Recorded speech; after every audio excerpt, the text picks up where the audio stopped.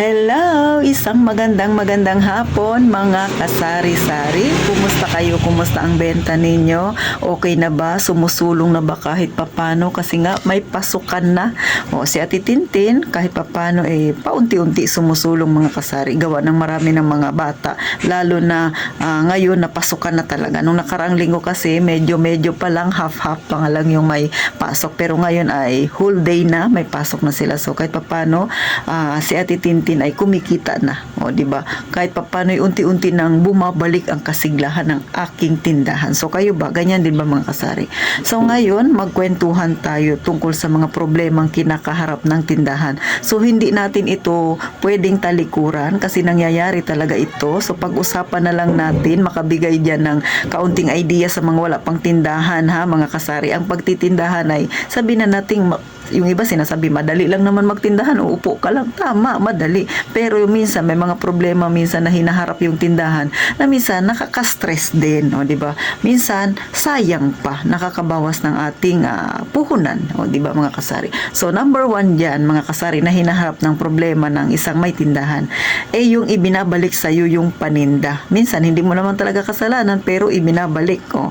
For example dyan, yung noodles, o, di ba? Binabalik ni customer kasi wala daw seasoning. O, hindi naman tayo ang may gawa ng noodles na yan. Hindi rin natin nakikita yung loob.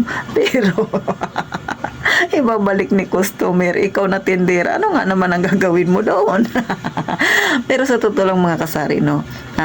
Ilang beses ko yung na-experience nung nag-uumpisa pa lang ako. Pero ngayon, hindi ko na siya na-experience. Kasi, ang ginawa ko dyan ay pagkabibili ako ng mga noodles na yan, mga pansit kanto na yan. So, yung mismong noodles kinakapa ko. O, tinitingnan ko kung mayroon ba talaga akong makakapa ng mga seasoning doon sa loob para maiwasan na maulit o mangyaring muli na ibabalik ni customer yung paninda ko na noodles kasi walang seasoning.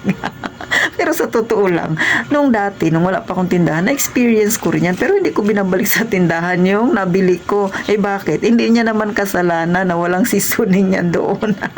Kasi hindi naman nakikita yung loob, di ba mga kasari? Pero, hindi ko alam kung kailan ba nagsimula yung mga yan. Pag kay sari-sari store, binabalik nila. Pero pag sa grocery store, hindi naman pwedeng gawin yun, di ba? O, aminin natin at sa hindi, nangyayari yan. Pero bakit pag sa ating sari-sari store, nakakarampot yung kita natin, binabalik ni customer sa atin. Di ba? So, totoo yan. Kinakaharap talaga yan ng mga may tindahan. Pangalawa, sa madalas na nangyayari sa atin, yung itlog. Di ba, mga kasari? Alam ko, ang mga nanonood kay Ate Tintin, na-experience nyo na ito. Walang nanonood sa akin na hindi nila na-experience ito. Yung itlog na bugok, babalik sa iyo. Tapos papalitan na. Alam yung mga kasari, dati nangyayari yan sa akin. Pero sabi ko nga, kapag tumatagal ka na sa pagtitinda, nagkakaroon ka na ng idea. So si Ate Tintin, ang ginagawa ko pag bibili ako sa palengke, dinadaan ko na yung itlog doon sa, di ba may ilaw? So, doon nilalapit ko yung itlog. Tinitingnan ko, kasi nakikita ang loob niyan. Tinitingnan ko kung malinis ba siya. Pag nakita ko may parang itim-itim, parang may namumuo, parang marami siyang tusok-tusok na ganun, hindi ko na yun binibili. Naghahanap ako ng panibagong itlog. Chinecheck ko siyang maigi para maiwasan na ibalik ni customer sa akin ang itlog na bugok. So, ganun mga kasari. Pambira talaga. Di ba? Luging-lugi talaga tayo mga kasari. Ito pa, yung salted egg. Ikaw, Sisi, na-experience mo ba yan? Binalik sa'yo yung salted egg kasi sira daw. Pero ang totoo, wala siyang sira. Medyo may amoy lang siya. Normal naman talaga sa mga salted egg na nagkakaroon ng amoy. Kasi nga, syempre, hindi maiwasan niya na dito lang sa atin, sa tindahan, nakalapag lang siya. Hindi siya sira. Kasi pagkasira yan, iba talaga yung amoy niya, matindi. Pero may mga itlog talaga na sadyang may amoy. Pero binabalik ni customer kahit hindi sira. So, ikaw, tindera, anong gagawin mo doon? Binabalik sa'yo. Di ba sis, ito real talk ito, ginagawa ko lang katatawanan, pero alam ko nangyayari talaga ito sa mga wala pang tindahan dyan, mga kasari, tatawa-tawa kayo, pero totoong nangyayari ito, mga maliliit na bagay na ginagawa nangyayari sa isang tindahan na nagiging problema. Minsan, yung maliliit na bagay yan, nagiging dahilan para magkaroon ng kasamaan yung isang tindera. Kasi si tindera, lalo na pag salted egg, ay pagpipilitan niya daw kay customer, wala naman itong sira, wala wala tong amoy. Kasi nga naman, syempre, kalugihan nga naman sa kanya. Pero si customer, ipagpipilitan talaga, ibabalik talaga at kailangan mong ibalik ang pera niya. So, ganun mga kasari. Kaya, napakahirap, no? Hindi mo minsan alam kung saan mo ilulugar yung sarili mo. Kasi nga, ganyan yung mga nangyayari.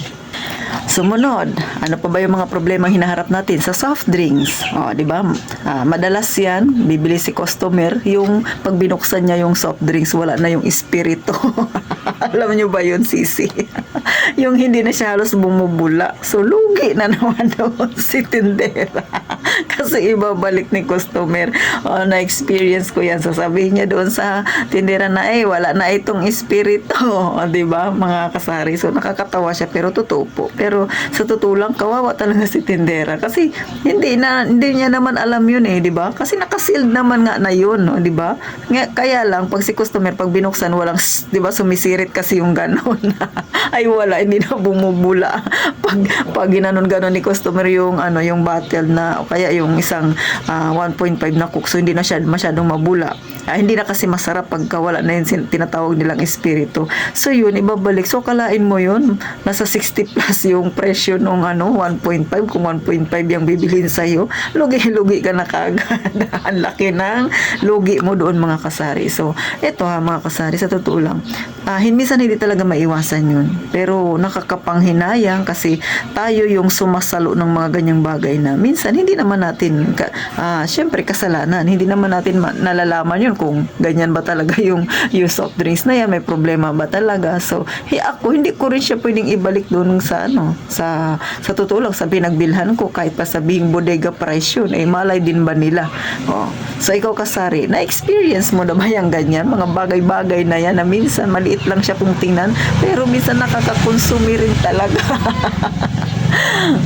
So, mga kasari, yan ang mga malilit na bagay na nagkakaroon ng problema minsan between kay customer at kay tindera. Minsan, yung ganito naman sa atin ng mga may tindahan, maging maingat tayo lalo sa mga pagkain na tinitinda natin, laging i-check yung expiration, lalo na mga kasari. So, minsan, yan din, pagka hindi mo napansin, nagkakaroon tayo ng expired na paninda, so lugi na naman. Pero, ako mga kasari, ang ginagawa ko para hindi mangyari yan sa akin, lalo sa mga dilata ko dahil napakarami kong dilata, mga kasari. So, pagbili ko pa lang sa grocery store, chine-check ko na kaagad yung expiration. Kailangan katulad ngayon, 2024. So, dapat, pag bibili ako ng in-can na mga ganyan, mga dilata na yan, tinitingnan ko dapat 2026 pa siya dapat ma-expired. So, halos 2 taon pa. So, hindi ako nakakaroon na expired. Pero, sa mga ganyan, diskarte na talaga yan ng tindera para hindi siya magkaroon ng expired na paninda. Pero minsan, hindi maiwasan, lalo na sa mga biskwit. So, ako aminado ako, nakakaroon pa rin ako ng ganyan mga kasari kahit na sobrang ingat ko na. Kasi nga, may mga time na hindi naman talaga ganun kabenta yung biskwit na yun. So, ang ginagawa ko, ngayon, dati ang dami-dami kong biskwit. Pero ngayon, medyo naglaylo ako. Dati punong-puno itong nasa taas ko. Ngayon ay nasa 3/4 na lang siya, mga kasari. So, yun ang ginagawa ni Titintin. More on, chinecheck ko ng maigi at saka nagbabawas ako ng paninda na hindi naman siya ganun kabenta. So, paano mga kasari, hanggang dito na lang yung ating maikling talakayan. Alam ko sa mga wala pang tindahan dyan, eto talaga, normal talaga ito na nangyayari mga kasari. Kaya kung gusto mong magkaroon ng tindahan, etong ganitong problema ay mararanasan mo rin kung sakasakali. Kaya ngayon pa lang, magkaroon ka na ng idea sa kung ano ba ang iyong gagawin kapag ganitong problema ang iyong nakaharap. So, paano mga kasari, sana sa susunod na vlog ni Ate Tintin, muli ninyo akong suportahan. At sa mga nanonood na hindi pa nakasubscribe, pindutin nyo na ang subscribe button na yan. At syempre pa, sana sa susunod na video ni Ate Tintin ay muli ninyo akong suportahan mga kasari. At syempre, ulit gaya ng palagi kong sinasabi, mag-iingat tayong lahat palagi mga kasari.